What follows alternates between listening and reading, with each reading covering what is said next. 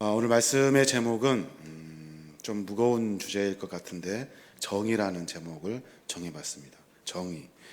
여러분, 정의라는 말을 들을 때 여러분 어떤 생각이 떠오르십니까?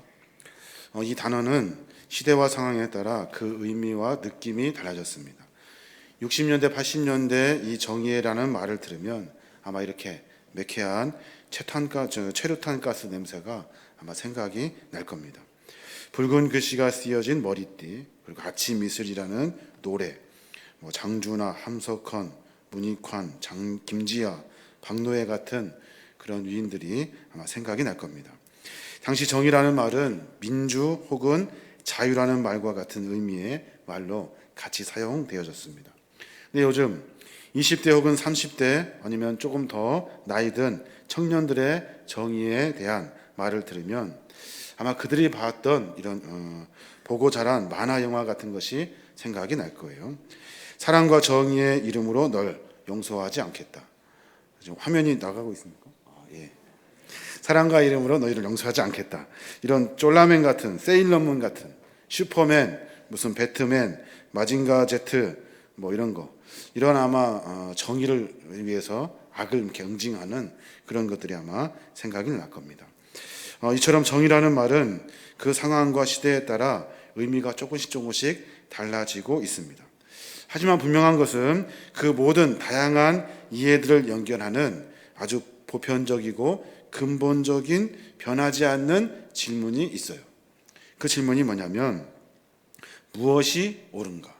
무엇이 옳은가? 이것이 바로 변하지 않는 정의의 질문입니다. 무엇이 바른가에 대한 관심, 이것이 바로 정의라는 거예요. 마이클 샌델 교수가 있습니다. 마이클 샌델 교수가 정의라는 책을 쓰셨는데 그 책의 의미를 보면 그 책의 부제목이 그렇게 달려 있어요. 무엇이 옳게 사는 것인가? 이 정의에 대해서 책을 쓰셨는데 부제목이 그래요. 무엇이 옳게 사는 것인가? 모든 것이 정의의 핵심으로 이 질문으로 시작된다는 거예요. 이 질문에 대답이 나와야만이 자유와 인권을 위해 싸울 수 있고 악당이 누구인지 알 수 있고 법을 제대로 집행할 수 있고 이념 문제에 있어서도 바른 판단을 할 수 있는 거예요. 정의란 무엇인가라는 책을 읽어보면 읽어보신 분들은 알겠습니다만은 제가 느낀 것은 두 가지입니다. 하나는 정의하면 커다란 무슨 사회 문제일 것 같은데 그렇지 않다는 거예요. 개인이 무엇이 옳은가에 대한 고민의 시작부터 정의의 문이 열려지기 시작한다는 겁니다.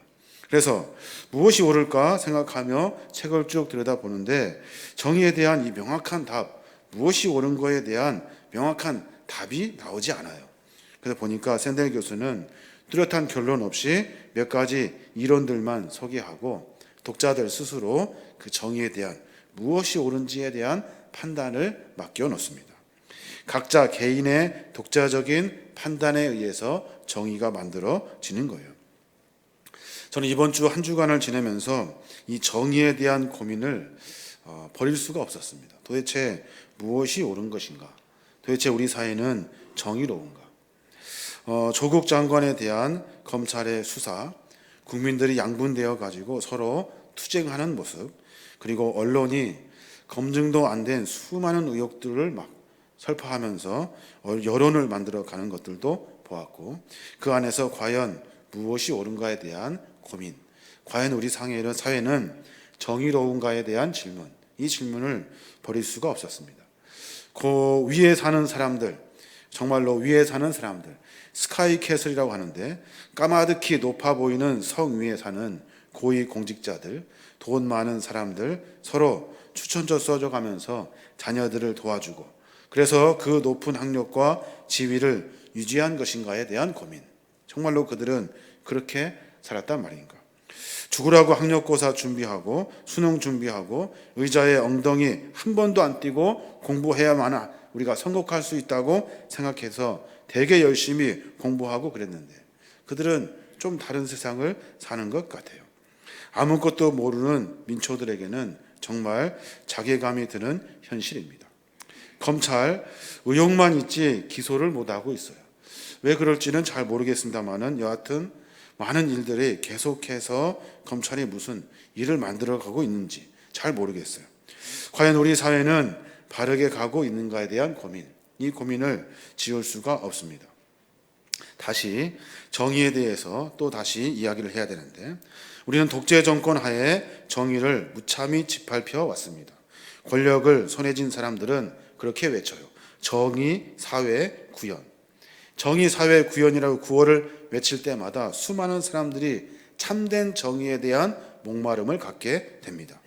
정의가 가장 필요할 때 그 정의라는 이름으로 수많은 사람들이 정치적 희생을 당해야 되고 생명을 잃어야 했고 고문으로 폐인이 된 사람도 있고 인생의 황금기를 도망다니면서 보내야 했던 사람들도 있습니다. 그 같은 희생과 헌신이 모아져서 드디어 독재 정권이 물러났어요. 이제는 더 이상 정의를 위해 싸우지 않아도 되는 때가 왔다고 모두가 다 그렇게 생각을 했습니다. 그런데 그것이 한 3세대도 가지 못하고 독재 정부만 사라지면 자동적으로 될 줄 알았던 이 정의가, 민주정부가 뿌리를 잘 내리면 자동적으로 정의가 만들어질 거라고 생각했던 이 정의가 이 사회 구석구석에 정의롭지 않은 모습을 우리가 발견하게 되면서 또다시 자괴감을 느끼게 됩니다. 정말로 정의에 목말라 하고 있는 이 사회를 우리가 엿볼 수 있는 거예요. 그 정의의 출발은 무엇이 옳은가 라는 고민이라 말씀드렸습니다. 요즘 사람들이 무엇이 옳은가 보다 사실은 무엇이 나에게 유익한가에 대한 고민이 더 많이 하고 있죠. 그래서 양심도 도리도 법의 기준과 판단도 다 흐려졌습니다. 무엇이 옳은가가 아니라 무엇이 나에게 유익한가, 이 생각으로 삶을 만들어가고 있는 거예요. 그러니 이 사회는 정의에 대한 고민이 약해졌습니다. 독재 정권이 물러나고 정의가 이루어졌다는 착각 속에서 자신의 일신상의 문제에만 집중하다 보니 무엇이 옳은가 보다 무엇이 유익한가가 정의의 개념이 돼버린 거예요. 사람들은 살아가면서 매번 이 고민을 하게 됩니다. 그러면서 조금씩 사람들은 자기 자리를 찾아가게 됩니다. 그 자리가 뭐냐면 이것은 아니지 않는가, 이것은 아니지 않는가에 대한 양심의 소리입니다. 조국 교수가 이슈가 되고 사회 문제가 되고 이것이 양림되어서 분열된 정치적 대립으로 치닫는 이 진영에서도 모두가 다 조국의 사임으로 말미암아 모두가 승리했다고 이야기하지 못합니다. 조국 장관의 이야기를 통해서 그 장관을 위해서 우리는 검찰이 얼마큼 썩었는지, 언론이 얼마큼 썩었는지, 그리고 종교가 얼마큼 타락했는지, 정치인이 얼마나 양아치 같은지 우리는 이 사건을 통해서 보게 되었습니다. 인간은요, 상상 이하로 비열해지기도 합니다. 인간은 상상 이하로 잔인해지기도 합니다. 그런데 반대로 상상 이상으로 고상한 존재가 바로 인간입니다. 원래 인간은 자기 자신만 위해 살도록 지어지지 않았어요. 인간은 잘 먹고 잘 사는 것만으로 만족하는 그런 존재가 아니에요. 참된 가치, 생명의 가치, 그 가치를 깨닫고 몸부림치는 영적인 존재라는 거예요. 인간에게는 그래서 진리에 대한, 무엇이 옳은가에 대한 정의와 진리에 대한 갈망이 있는 거예요.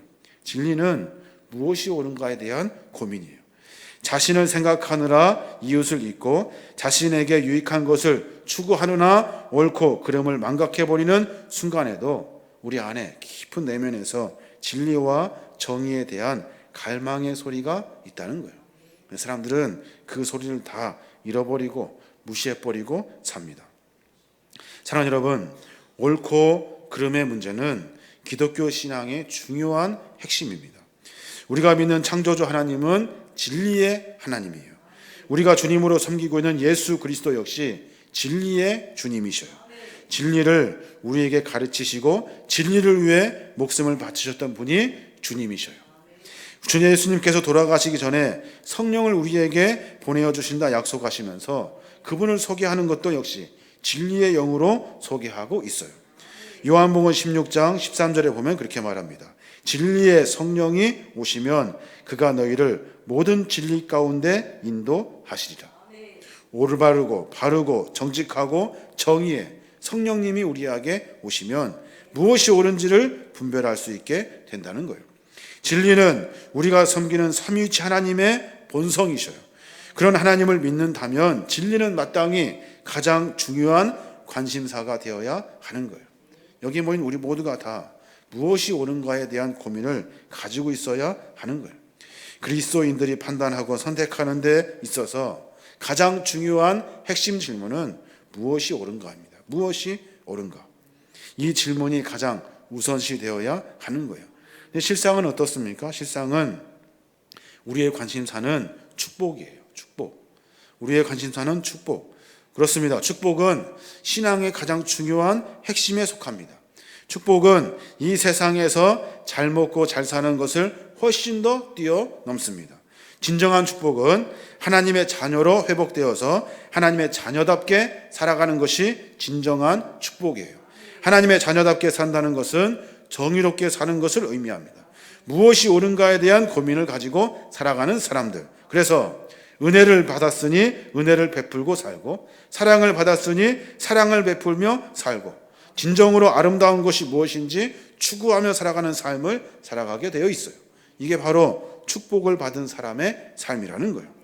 현세적인 지금 나에게 얻어지는 축복만 바라보고 믿는 사람은 진리와 정의에 대한 고민을 하지 않습니다. 그래서 진리를 위해서, 정의를 위해서, 옳음을 위해서 희생하고 고난당하는 일들을 견뎌하기 힘들어 합니다. 그들의 관심사는 나에게 어떤 유익을 얻을 수 있는가?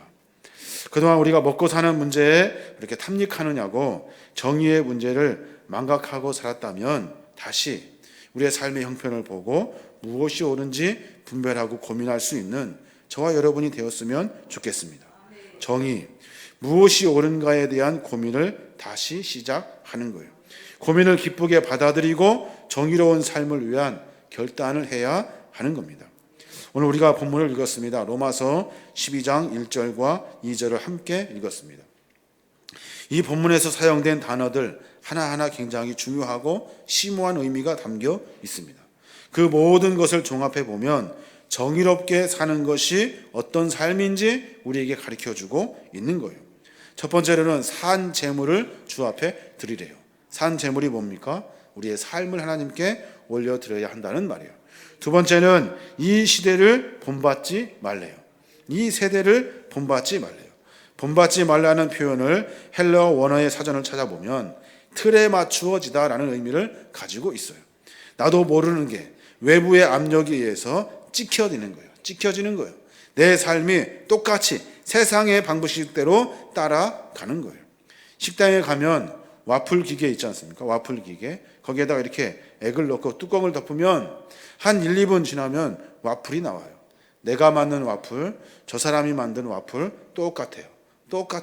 똑같이 그 틀 안에 찍혀지는 거예요.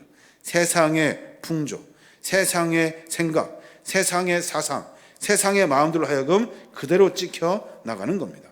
그래서 그것을 수수케마 키조라고 말해요. 본받지 말라는 단어를 헬라어로 하면 그래요. 틀로 찍어내는 것을 가리켜내는 거예요. 유진 피터슨이라는 사람이 있습니다. 유진 피터슨이 메시지 성경을 번역하게 됩니다. 거기에 보면은 너무나도 쉽게 이 단어가 설명되어 있어요. 문화에 너무 잘 순응하여 아무 생각 없이 동화되어 버리는 일이 없도록 하십시오. 문화, 세상에 너무 잘 순응하여, 잘 적응하여 아무 생각 없이 그 안에서 섞여지는 것, 동화되는 것, 하나가 되는 일이 없도록 하십시오. 또 하나 성경을 보면 필리스 목사님이 지신 필리스 성경이 있습니다.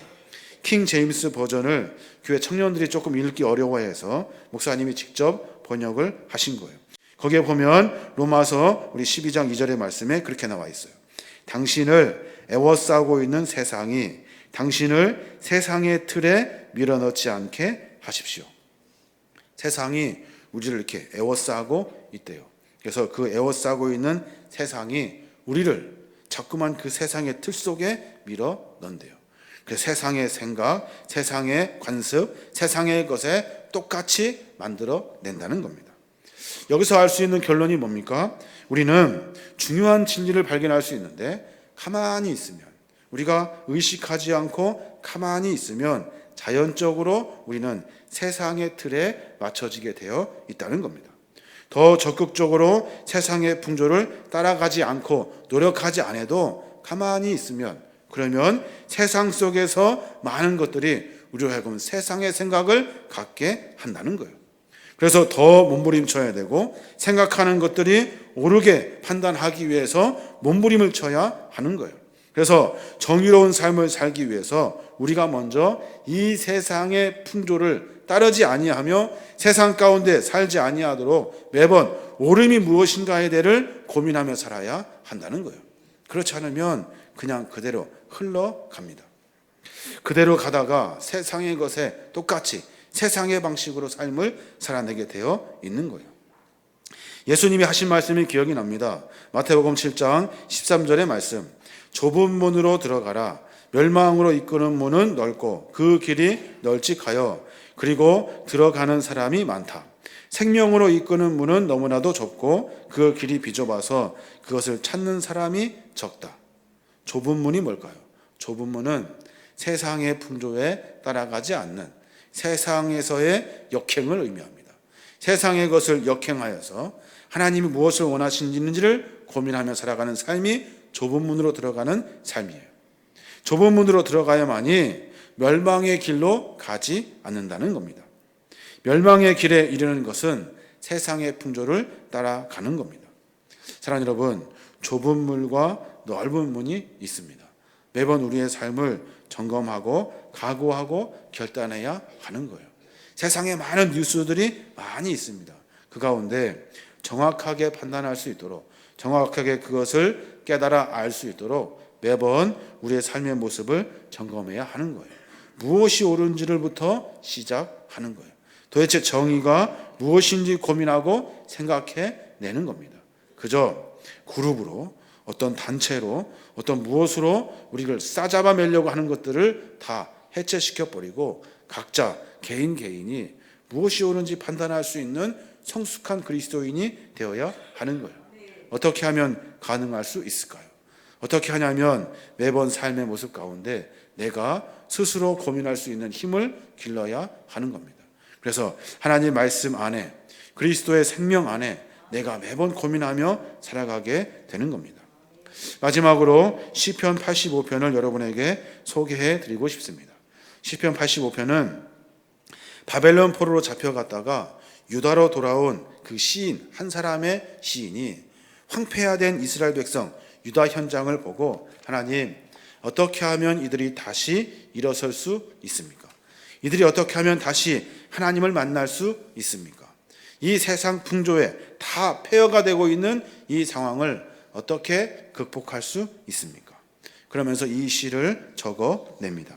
시편 85편 우리가 10절에서 13절 말씀이 있는데 같이 한번 읽었으면 좋겠습니다. 같이 읽겠습니다. 시작. 사랑과 진실이 만나고 정의는 평화와 서로 입을 맞춘다.